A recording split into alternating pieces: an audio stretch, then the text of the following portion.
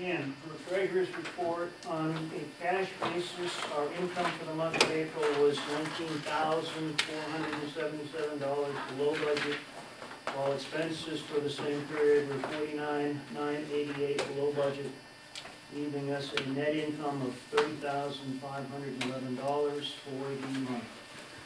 Our cash on hand increased to a total of $720,841, with about $204,000 of that undesignated or available for funding operations. The remaining $516K is in our various designated accounts, such as performance bonds, replacement reserve, and the like.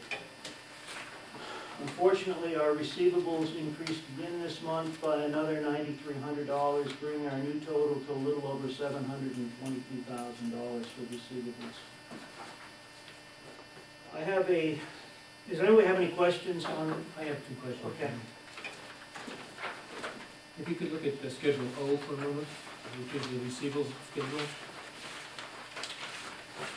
Just maybe for my education only, I am not sure what the term current receivables means, as opposed to 1 to 30 days receivables. Can you just help me with that definition? Yeah, on the first of the month, for example, we bill $1,920. We billed 1,920 lots for their corresponding increase. So that's a current receivable. If it hasn't been paid. If it has not been paid, correct. If it's paid on the second, then that diminishes the current receivable by that amount.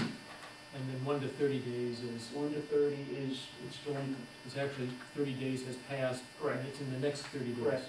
Thank you. Can you tell me why this line, current receivables, which used to bounce around $100, $200, is now up to $43,000? I don't. It's a good question. I can query our accountant on that.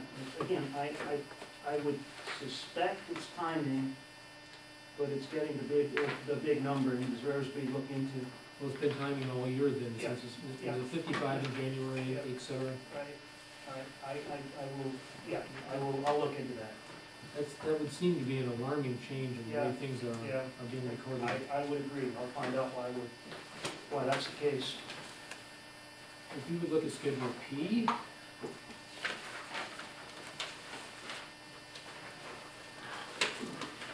and also at the same time, if you would look at Schedule A, Schedule A shows our capital reserve dam.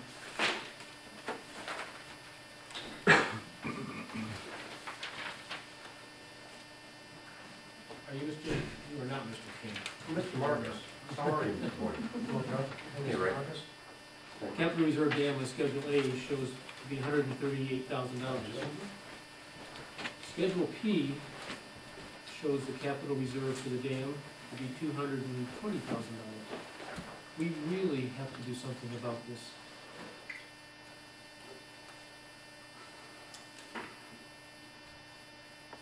Let me see if I can get Kilmer to write an explanation that we all, what it amounts to is that when we borrowed the money last year out of that account, we didn't decrement it to the full tune. There was kind of a footnote that said, even though it shows that this much should be in there, this is the amount that's really in there based upon the fact that we borrowed it. But that's not a good explanation, and if Kilmer or I weren't here tomorrow, nobody else would ever understand it. So let me see if I can't get him to... But now he's taking the artificial number of Yeah. 181, Yeah. and now he's adding to it each month. Right, The right. donation, or the Right. contribution, right, correct. which makes no All right, sense under any circumstances. I will sit down with him and we will fix that. Okay, thank you. Does anyone else have any comments or questions about the financials before John moves on? Okay, John, go ahead. I'm sorry, just Steve. When's the appropriate time to revisit trying to collect the old fees? I know what the attorney's advice is, but when do we get, are we ever gonna discuss that again? It's on my secret agenda, Okay, good enough, thank you. excuse me, for the camera.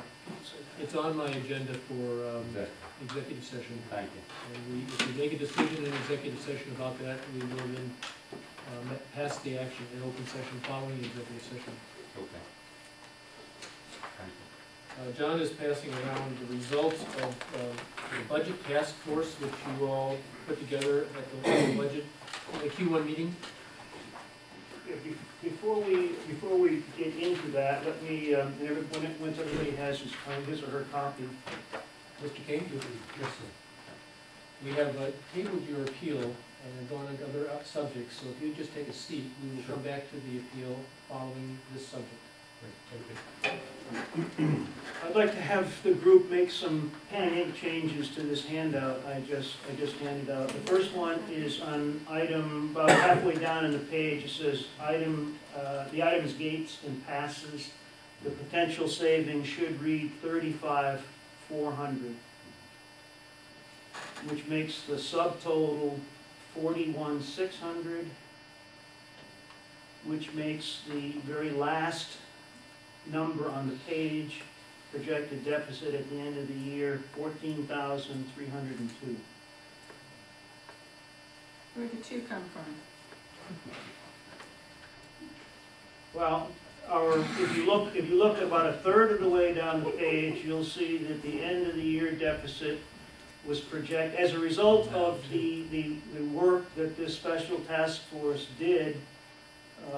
We were able, in the fact that we got some updated financials, we were able to rework the entire spreadsheet that we stayed here until midnight a week ago working, and get it down to a deficit, a projected deficit at the end of the year of some 55,902.